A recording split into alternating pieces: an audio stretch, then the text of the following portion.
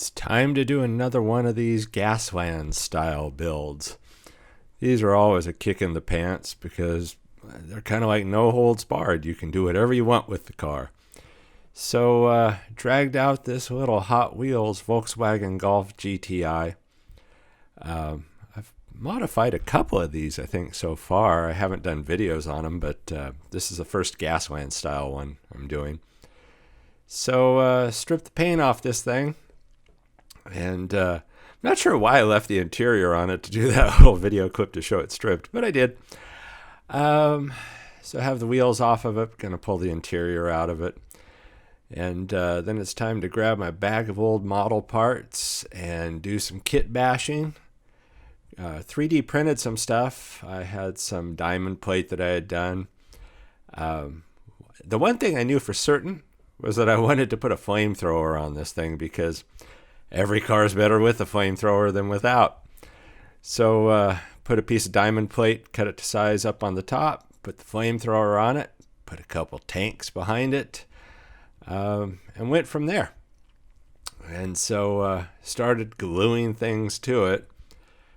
Really only ended up using, I used a lot of 3D parts, but the only parts I used from old model parts were those two sides covering the back windows.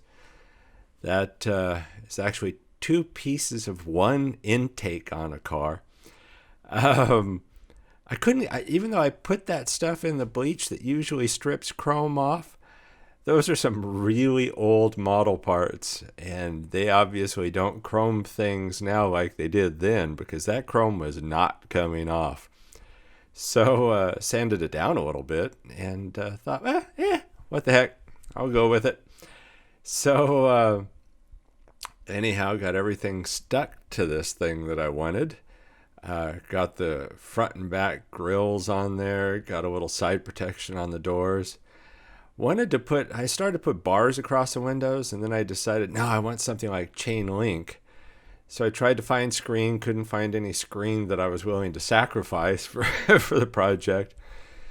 So I actually cut that out of a kitchen strainer. That's the metal mesh out of there, and kind of bent it to get in there. And the problem with that was naturally it took up a lot of space inside. It's not very flush. I really like how it looks, though. I mean, it's exactly what I wanted. But it wasn't that easy to do. So I had to make some other changes because of that to get it to work. Painted it yellow because, hey, car was yellow to start off with. Needed to start somewhere. So painted it yellow, and then I started doing the weathering.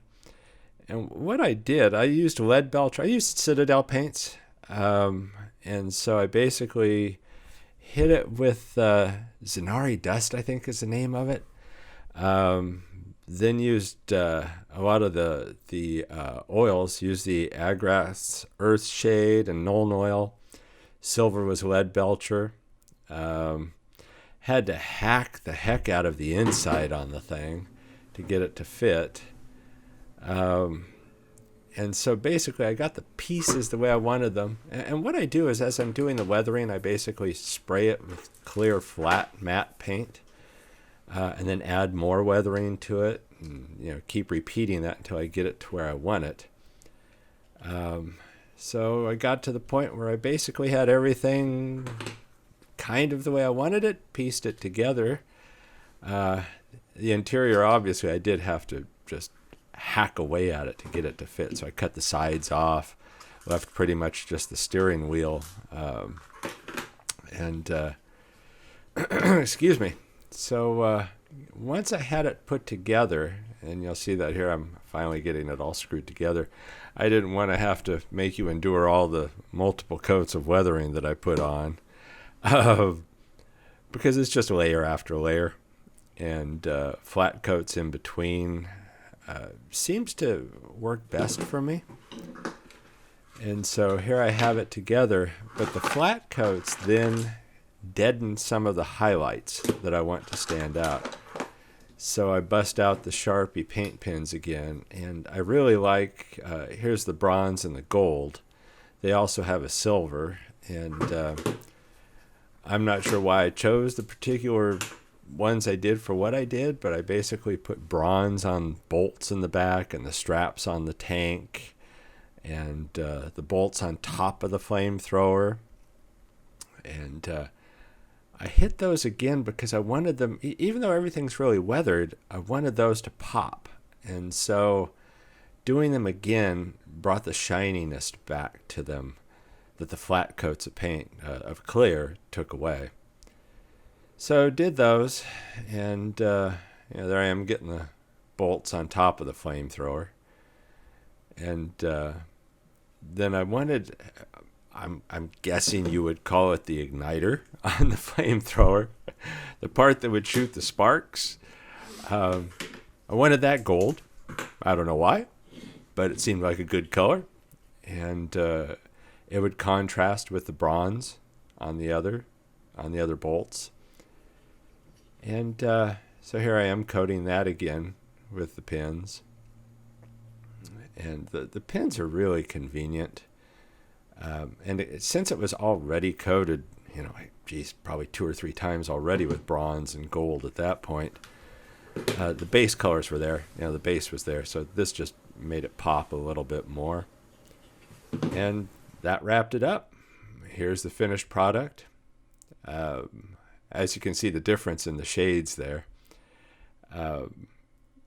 I did put a little of added coloring on the bumpers to make it, I think it's Riza Rust on the bumpers to make it look a little rusty.